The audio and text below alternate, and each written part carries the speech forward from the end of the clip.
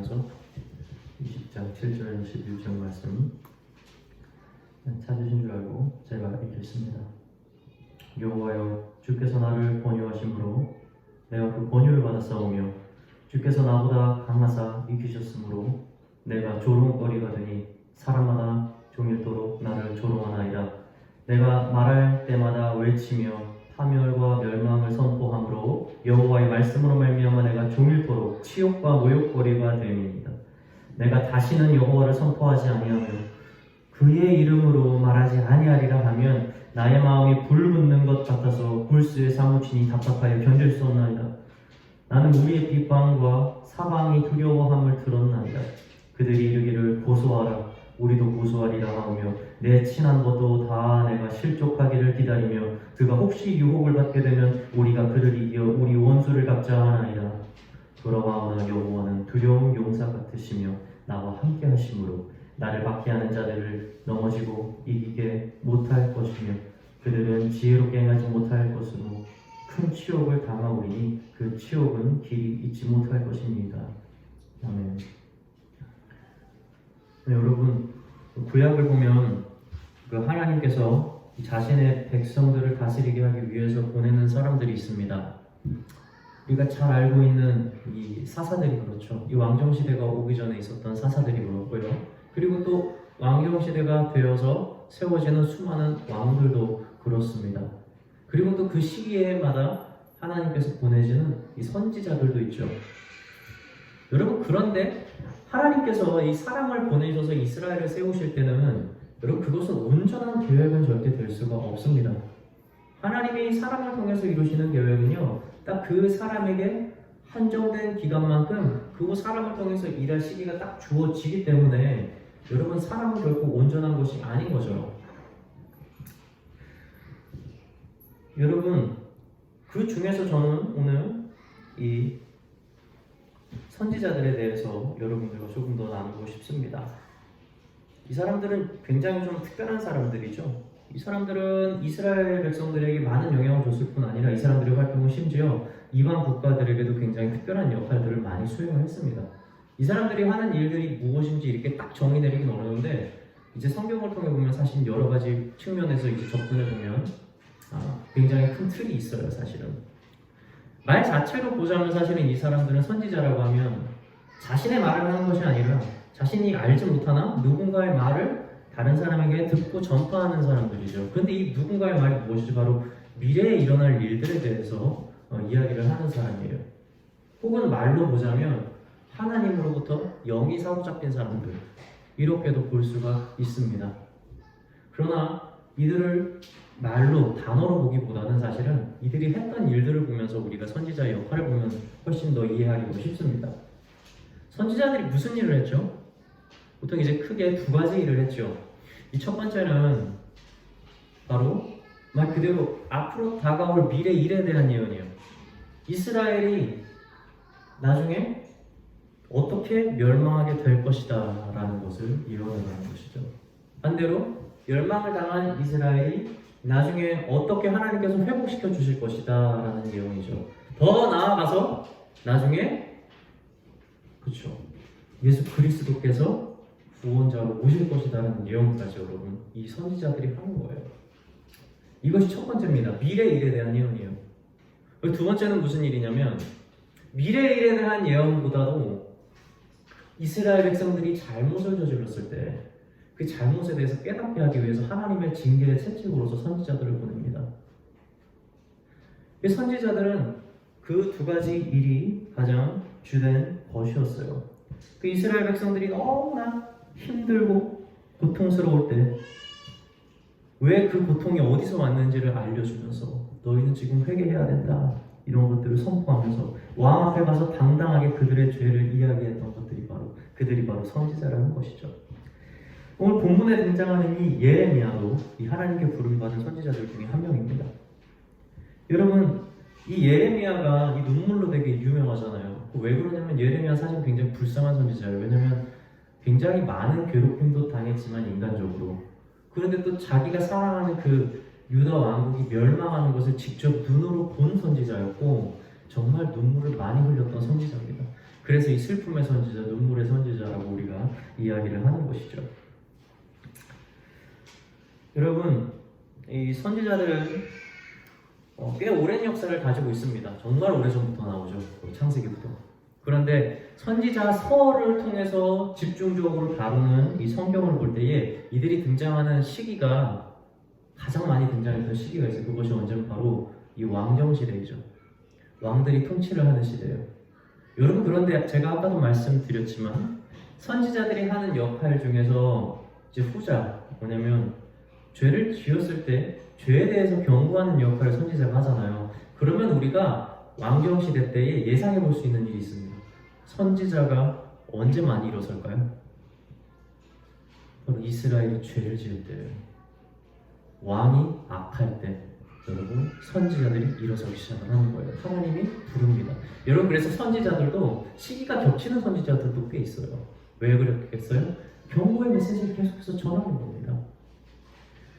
여러분, 그런데 이 선지자들이 참 그래요. 운이 참 뭐 이렇게 말하면 괜찮을지 모르겠는데 참 운이 좋은 선지자들이 있어요. 예를 들면 이 나단 선지자 같은 경우에는 참 다행인 선지자예요. 고통을 많이 받지는 않죠. 여러분, 나단 선지자의 왕이 누구였죠? 다윗 왕이었어. 다윗 왕. 여러분, 나단은 그래서 다른 선지자서도 따로 없어요. 나단 없어요, 성경에. 여러분, 왜 그랬을까? 왕이 다윗이어서. 여러분, 다윗 왕이 얼마나 대단합니까? 사실은 나단이 이 다윗을 꾸짖으러 가잖아요, 그렇죠? 다윗이 범죄를 저질러가지고 왕을 거느리면서 저기 아름다운 여인 누구예요? 우리의 아내 바세바를 자기가 취하는 겁니다. 그래서 그것 때문에 이 나단이 다윗 왕을 꾸짖으러 딱 가는 거죠.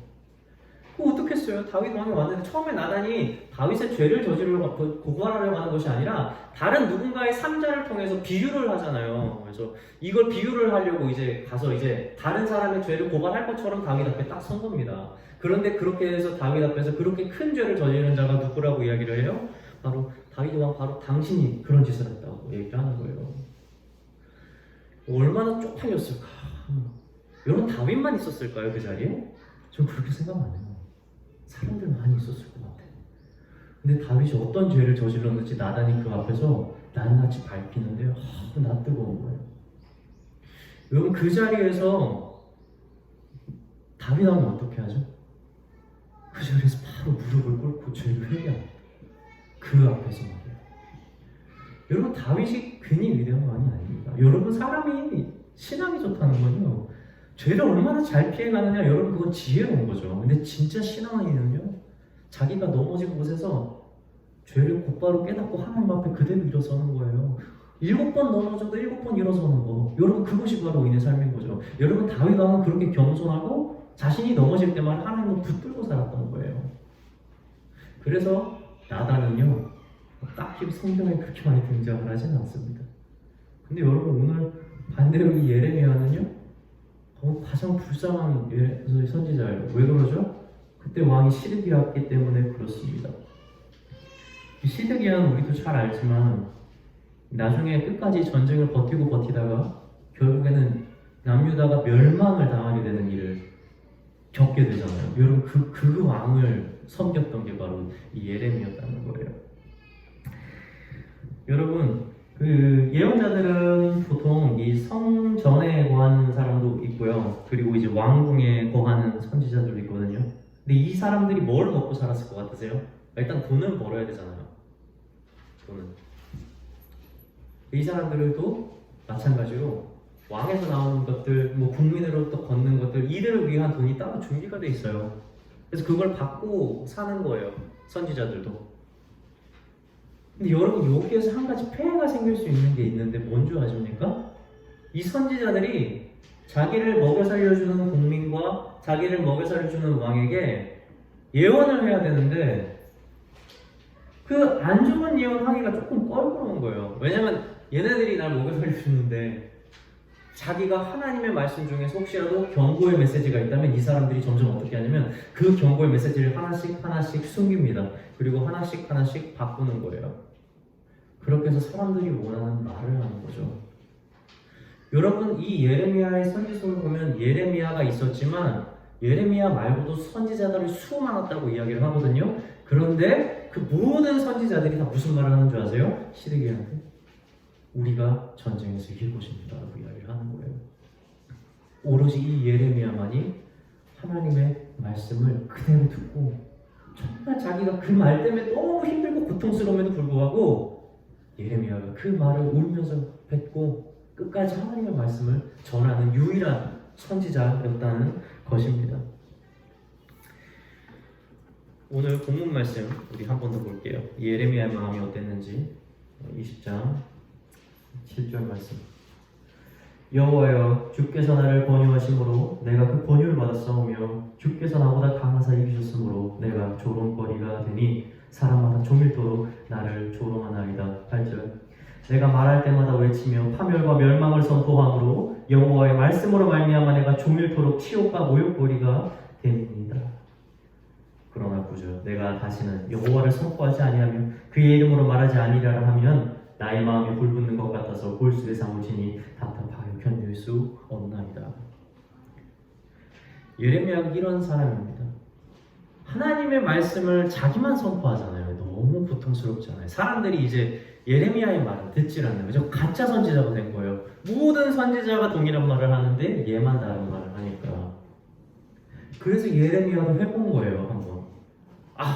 안 되겠다. 이런 게 어딨어 세상에 진짜. 나도 그냥 말을 안 해야겠다라고 그냥 탁 입을 딱 담은 거죠. 근데 예레미야가 그렇게 마음이 약하고 눈물이 많고 연약하는데 그 하나님의 말씀이 받고 내가 말을 안 하니까 마음이 불타는 것 같이 여겨져서 내가 견딜 수가 없다는 거예요.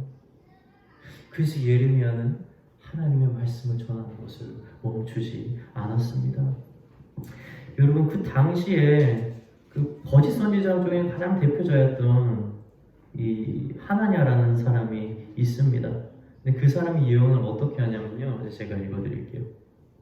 만군의 여호와 이스라엘의 하나님이 이같이 일러 말씀하시기를 내가 바벨론의 왕의 멍에를 꺾었느니라. 내가 바벨론의 왕 느부갓네살이 이곳에서 빼앗아 바벨론으로 옮겨간 여호와의 성전 모든 기구를 2년 안에 다시 이곳으로 되돌려 오리라. 내가 또 유다의 왕 여호와김의 아들 여고니아와 바벨론으로 간 유다 모든 포로를 다시 이곳으로 돌아오게 하리니 이는 내가 바벨론의 왕의 멍에를 꺾을 것입니다. 여호와의 말씀이니라 하니라. 여러분 얼마나 그럴듯해요. 정말 하나님께서 주신 말씀이고 너무 희망에 가득 찬 메시지이지 않습니까? 여러분 이 왕이었다면 누구의 말을 들었을 것 같으세요? 이 말씀이 너무 좋지 않았겠어요? 여러분 그 당시 왕뿐만 아니라 모든 사람들이 바로 이 아나니아 이 선포를 사랑하고 의지했어요. 예레미야는요 어디를 가도 외톨이였죠. 여러분 그 사람 예레미야는요 막 채찍도 여러 번 맞았고 그리고 고관들에게 그냥 얻어맞기도 하고 사람을 가두는 웅덩이에도 갇히고 죽을 때까지 그냥 버려두는 웅덩이에도 갇히는 처지에 놓였던 사람이 바로 이 사람입니다. 여러분 그 이유가 뭐예요? 하나님의 말씀을 그냥 그대로 전했다라는 그 사실 하나만으로 예레미야는 이러한 치욕을 받았던 것입니다. 시드기야가 참 못했어요. 근데 나중에 다 꺼내가지고 살려주는 척하면서 다시 다 부르잖아요. 뭐라 그래요? 하나님이 뭐라고 했는지 다시 말해봐요. 진실을 얘기했는데 그렇게 폭력을 행사하고 나서 네가 너만 거짓말하면 돼. 다시 말해봐. 여러분 그 순간 얼마나 예레미야가 무서웠을까. 엄청난 폭력을 당하고 거짓말을 하라고. 그리고 그 앞에서도 예레미야는 거짓을 하지 않고 하나님의 말씀을 선포합니다. 여러분 이 이스라엘 백성은 하나님을 통해서 얻고자 하는 것이 너무 분명했어요. 무엇이죠? 국가적 번영과 안위와 성공이었어요. 그래서 사람들은 그 마음을 놓지 못해서 이 예레미야를 통해서 전파되어지는 진정한 하나님의 메시지를 결코 받을 수가 없었던 거예요. 그들에게 하나님은 그저 국가 자체가 아니라 그냥 국가를 유지시켜주기 위한 하나의 수단에 불과했다는 것입니다. 여러분 사실 이런 종류의 갈등은 비단 이 시기에만 있었던 것은 결코 아닙니다. 우리가 앞으로 한참 돌아가서 우리가 출애굽한 이스라엘 백성들을 봐도 우리는 알 수가 있죠. 여러분 알잖아요. 누누이 말씀을 드리지만 이스라엘 백성들이 어떤 실수를 합니까? 신명기에서 모세가 목 터져라고 이야기를 했어요. 그 전에도 이야기를 했지만 이제 앞두고 있으니까 다 정리해서 다 말하는 거예요. 그게 신명기잖아요. 근데 얘네들이 그거를 그렇게 듣고도 행하지 않죠. 그 땅에 들어가서 가나안 땅에 들어서 어떻게 합니까? 가나안 거민들을 내어쫓지 않습니다. 나중에 그것이 결국에 멸망의 시발점이 된 거예요. 그러고 그들이 나중에 점점 변절되면서 어떻게 되죠? 바알과 아세라를 정말 섬깁니다. 하나님을 버려요. 이러한 일이 일어나게 된 겁니다. 여러분 이스라엘 백성들 바보 아니거든요. 이 사람들 되게 논리적이에요. 치밀합니다. 여러분 이 사람들이 하나님이 어떻게 구원해 줬는지를 알잖아요. 그런데도 불구하고 이 사람들이 어떻게 바알과 아세라를 섬겼다고 우리는 여길까요? 여러분 진짜 바알과 아세라를 섬겼으면 그 당시에는 저는 그렇게 생각을 합니다. 정말 엄청난 부유를 누렸다고 저는 생각을 해요. 여러분 엘리야가 갈멜산에서 그 바알 선지자들 450명이랑 대결을 하잖아요. 무슨 대결합니까? 이 번제물을 다 쌓아놓고 누가 기도를 해서 불을 내리는 신이 진짜 신이다라고 해가지고 사람들 모아놓고 막 대결을 벌이는 거예요. 여러분 그 자리에서 우리가 알죠. 바알과 아세라를 섬겼던 그 사람들이 어떻게 하죠? 그 앞에서 무화병을 합니다. 몸을 자해를 하면서 기도를 해요. 그걸 언제부터요? 아침부터 저녁이 될 때까지 그 난리를 칩니다. 여러분 그들이 바볼까? 그냥 한 번도 경험하지 않은 신인데 그렇게 난리를 치면서 기도를 했을까요? 아니요, 저는 그렇게 생각 안 해요. 아마 그렇게 하면 진짜 기도가 들어져서 그들에게 엄청난 부유를 허락해 줬던 것 같아요. 여러분 그랬어요. 그런 신인 거예요. 그런데 여러분 중요한 건 이것이죠. 그들의 능력이 더 이상 행해지지 않는 거예요. 왜 그렇죠? 그 앞에 누가 있어요? 바로 엘리야가 있잖아요. 엘리야는 누구와 함께 합니까? 하나님과 함께 하잖아요. 여러분 세상에 수많은 신들이 있습니다. 그들이 저는 귀신의 능력이 없다고 저는 생각하지 않아요. 그러나 여러분 그들이 가짜 신인 것은 곧 하나님 앞에서 드러나게 된다는 사실을 기억하시기 바랍니다. 모세도 다 거기 이집트에 가가지고 바로를 설득을 할 때 여러분 하나님께서 주신 능력을 행하잖아요. 지팡이를 어떻게 하죠? 던졌을 때 뱀이 되는 능력을 행하잖아요. 바로가 끄떡도 안 합니다. 누구 데리고 와요? 자기 옆에서 능력을 행했던 술사들을 데리고 와요. 이 술사들이 진짜 똑같이 지팡이를 던지니까 뱀이 딱 되는 거예요. 여러분 그런데 어떻게 되죠? 그 자리에서? 바로의 지팡이가 바로의 뱀이 그 다른 뱀을 먹어버리는 거예요. 누가 진짜 신인 겁니까? 하나님이 바로 진짜 신이라는 것이죠. 여러분 바알과 아세라는요, 바알은 기후를 주관하는 신이고 아세라는 이 풍요를 주관하는 신이죠. 이 두 가지는 결국 무엇을 상징합니까? 얘네들을 섬겼을 때 무엇이 따라오는 거죠? 물질이 따라온다는 거예요. 엄청난 성공과 번영이 따라온다는 겁니다. 그리고 그것이 실제로 일이 일어날 수 있다는 거예요. 그래서 이스라엘 백성들은 하나님을 버리고 그 물질을 사랑하면서 그것을 중심으로 옮겨서 그들을 섬기게 됐다는 것입니다. 여러분, 이 바알은요, 이 성경에서 바알세불이라는 유대식 표현으로도 사용되어집니다. 바로 우물의 왕이라는 뜻이에요. 여러분, 오늘날 과연 우리가 바알을 섬길까요? 아니요, 섬기지 않죠. 그럼에도 불구하고 우리는 진짜 바알을 섬기고 있습니다. 왜냐하면 예수님은 그것을 말씀하시거든요. 예수님은 말씀에서 뭐라고 말씀하시죠? 성경에서 누가복음 16장 13절에서 이렇게 말씀하십니다. 너희는 하나님과 재물을 겸하여 섬길 수 없느니라. 여러분 이 말씀이 담고 있는데 사실은 큰 비밀이 하나가 있어요. 무엇이냐면 너희는 하나님을 섬길 수 있고 또 무엇을 섬길 수 있다고요? 물질을 섬길 수 있다는 거죠. 예수님은 물질이라는 단어를 섬김의 대상으로 예수님과 동일하게 하나님과 동일한 곳에 올려놨다는 거예요. 여러분 이 물질이 무엇을 얘기하는 거냐면 바로 그 이스라엘 백성들이 가나안에서 넘어졌던 그 바알, 그리고 시드기야 왕과 그 백성들이 자신들의 명예를 위해서, 자신들의 풍요를 위해서, 자신들의 안락을 위해서 놓지 못했던 그 바알이 오늘날까지 우리에게 이어져서 우리가 그것에 마음을 사로잡혀서 하나님의 중심을 밀어내고 우리가 물질을 섬기는 사람으로 살 수 있다는 것을 예수님은 지금 말씀하고 있는 겁니다. 그래서 여러분, 오늘날 우리에게도 바알은 존재하고 있다는 사실을 잊지 말아야 합니다.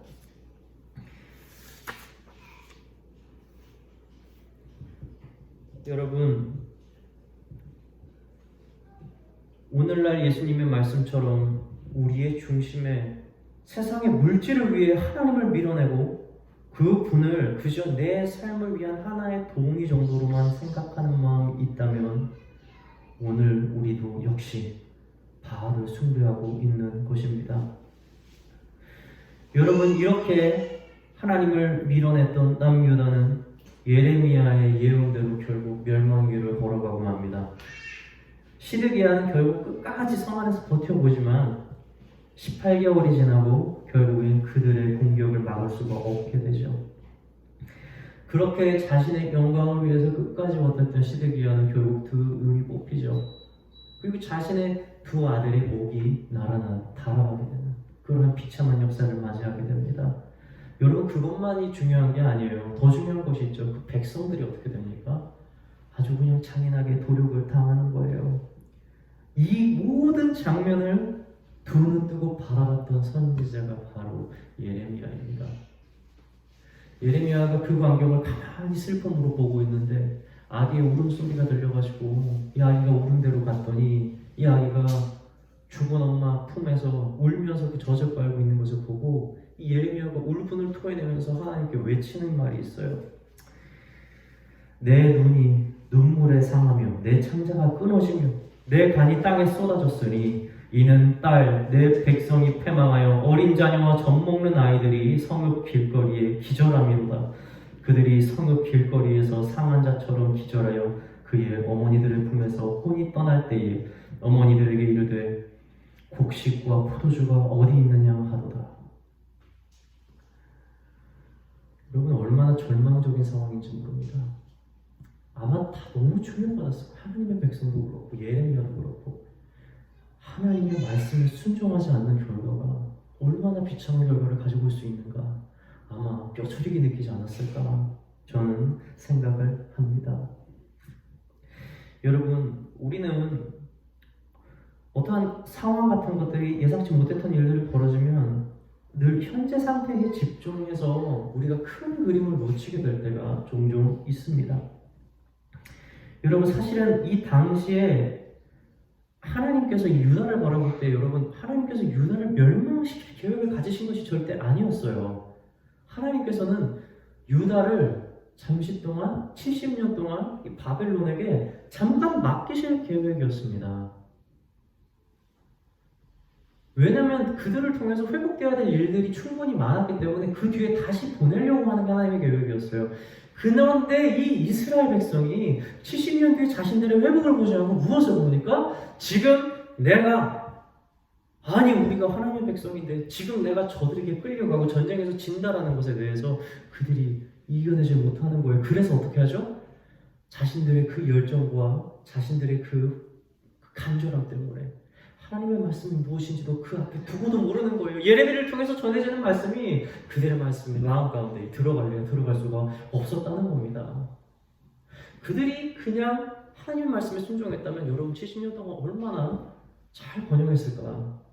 여러분, 바벨론이 멸망시키는 나라가 아니에요. 그 당시 이제 제국들이 있잖아요. 나름대로 그들만의 방식들이 있는데 진짜 다 죽여버리는 나라들도 있어요. 근데 여러분, 바벨론은 그렇지 않아요. 얘들이 굉장히 고차원적입니다. 여러분, 정말 지능적이고 사실은 바벨론이 역사적으로 굉장히 똑똑한 나라라고 증명이 되지 않습니까? 얘네들이 다른 나라를 칠 때 방법이 있어요. 뭐냐면 사람을 절대 죽이지 않아요. 어떻게 하냐면 얘네들한테 되게 좋은 걸 줍니다. 막 밭도 주고 집도 주고 예전에 먹었던 그걸 그대로 가지고 와서 얘네들한테 똑같이 해줘요. 정말.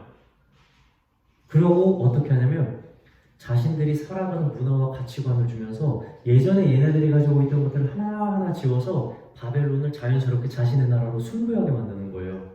뭐죠? 문화적 융화 정책을 여러분 바벨론이 그 당시에 썼어요. 이스라엘 백성들을 그렇게 하려고 했거든요. 바벨론이. 그러면 70년 동안 그렇게 하고 70년 뒤에 바벨론이 멸망하고 이스라엘 백성들은 그렇게 바벨론 가운데에서 살다가 자신들의 회복되어진 땅으로 돌아가게 하는 것. 여러분 이것이 하나님의 큰 그림이었죠. 그러나 이스라엘 백성들은 그 큰 그림을 받아들이지 않았다는 거예요. 그래서 결국은 그들이 당하는 가장 치욕적이고 가장 고통스러운 일을 맞이하게 된 것이었습니다.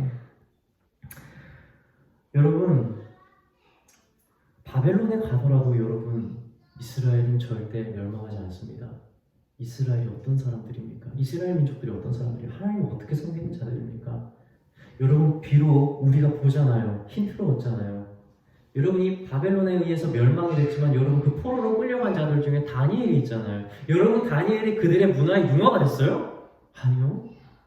오히려 하나님의 이름을 그 왕의 입술로 찬송하게 만든 게 바로 다니엘과 친구들이었어요. 여러분 이게 이스라엘 백성들이에요. 결코 융화가 될 수가 없는 거죠. 그들이 가지고 있는 말씀과 그들이 가지고 있는 믿음은 어떠한 문화로 들어가더라도 하나님이 살아계시기 때문에 그들을 통해서 그들의 말씀이 전파되어지지 그들의 문화가 그들이 가지고 있는 믿음을 없앨 수가 없다는 것을 여러분 다니엘을 통해서 우리가 보지 않습니까? 그럼 또한 뿐만 아니라 이 남유다 출신으로 페르시아로부터 총독으로 임명받은 우리가 잘 알고 있는 수룹바벨과 느헤미야가 얼마나 월등한 행정가가 되고 나중에 이스라엘의 지도자가 되지 않습니까? 여러분 결국 이 바벨론이 이 세계를 다스리기 위해서 펼친 민족 동화 정책은요, 여러분 하나님께서 이스라엘 백성들을 나중에 발전시키고 이들을 회복시키기 위해서 정한 하나의 도구였고 70년이나 시간이 없다는 사실이에요. 당연스럽게 여러분 70년 뒤에 어떻게 됩니까? 이 바벨론이 그 멸망하지 않을 것 같던 바벨론이 멸망하게 됐다는 사실이에요. 여러분 오늘 저는 두 가지를 돌아보면서 말씀을 마치고자 합니다. 여러분 첫 번째는 이 예레미야는요 자신의 편이 아무도 없는 상황 속에서 말씀을 전하는 일이 고통스럽고 여러분 그 일뿐만 아니라 정말 육신적인 고통도 너무 많았잖아요. 여러분 그럼에도 불구하고 예레미야가 끝까지 하나님의 말씀을 포기하지 않고 붙들고 전했다는 사실을 여러분 우리는 꼭 기억해야 합니다.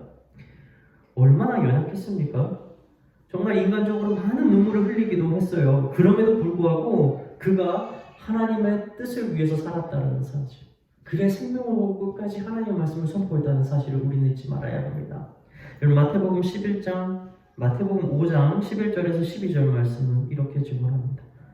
나로 말미암아 너희를 욕하고 박해하고 거짓으로 너희를 거스러 모든 악한 말을 할 때에는 너희에게 복이 있나니 기뻐하고 즐거워하라. 하늘에서 너희의 상이 큼이라. 너희 전에 있던 선지자들도 이같이 박해하였느니라. 여러분 이제 여러분 우리 박해라는 단어를 여러분 육신이랑 연관짓지 맙시다. 육신을 고통스럽게 하는 것이 박해가 아니에요. 여러분 진짜 박해는 뭔지 아십니까? 우리가 믿음을 바로 세우지 못하게 하는 사건이 바로 박해예요. 여러분 저 먼 외딴 곳에서 복음을 전하면서 목숨을 걸고 사는 사람들이 있어요. 아주 극단적 이슬람 교회가 있는 그러한 곳에 가서도 우리 많은 믿는 자들이 말씀을 전합니다. 그리고 그곳에서 많은 위협을 당합니다. 근데 여러분 그 위협을 당하면서 그 사람들이 이들의 생명을 위협하면서 요구하는 것이 무엇인지 아십니까? 돈을 달라가 아니에요. 너희의 믿음을 달라는 거예요. 여러분 믿음이 그렇게 무슨 가치가 있겠어요? 그럼에도 불구하고 그러한 믿음에 대한 박해가 있는 것이 실정입니다. 오늘날에도 그곳에서 그리고 눈에 보이지 않지만 우리가 살고 있는 이 지역에서도 보이지 않는 믿음을 요구하는 것이 있는 거예요. 저 먼 곳에서 그리고 옛날에 믿는 자들에게는 목에 칼을 들이밀고 너희의 믿음을 내놔라 하지만 여러분 우리가 살고 있는 이 시대는 무엇을 줍니까? 너희에게 돈을 줄게. 내가 부동산을 줄게. 내가 좋은 친구를 줄게. 내가 애인을 줄게. 내가 좋은 성적을 줄게. 이제 네가 가지고 있는 믿음을 나에게 다오. 여러분 이것이 박해라는 거예요. 보이지 않는 전쟁 가운데 우리가 처해 있다는 사실을 잊지 마시기 바랍니다. 여러분, 우리 삶 가운데서 우리는 보이지 않는 이러한 전쟁이 있습니다. 우리가 인간의 자유가 계속 이성이 발달해서 여러분, 사람을 미워해도 미워할 만한 이유가 있으면은 여러분 미워하는 걸 괜찮다고 합리적으로 여겨져요. 굉장히 합리적인 비판적 사고로 둔갑해 있죠. 그런데 여러분 이것이 무엇을 말합니까? 얼마나 사랑이 없음을 이야기를 하는 거예요. 자유라는 이름으로 남자가 남자를 좋아하든 여자가 여자를 좋아하든 이것이 자유가 중요한 것이라고 말해지는 게 여러분 오늘날의 세대이지 않습니까? 여러분 이런 세상에 사는 우리의 마음은 하나님께서 우리에게 허락한 말씀으로 인해서 끊임없는 박해, 곧 하나님과 멀어지게 될 계기와 전쟁을 벌이게 된다는 사실입니다. 이 고통 가운데에서 여러분 하루하루 믿음을 세우기 위해서 힘들게 살고 계십니까? 여러분 기뻐하십시오. 천국이 여러분들과 멀지 않고 하늘의 상급이 크다는 것입니다. 여러분 둘째는 하나님께서 우리가 원하지 않는 바벨론으로 우리를 보낼 때가 있습니다. 그때 여러분 우리는 우리가 지금까지 쌓아놓고 지금까지 가지고 왔었던 이 모든 것들을 버려야 하기 때문에 여러분 그 순간이 매우 고통스럽고 힘들 수 있습니다. 그래서 우리는 백성들과 이 예레미야처럼 정말 슬픔의 눈물을 흘릴 수도 있어요. 여러분 그러나 그 눈물을 닦고 그 길을 가야 합니다.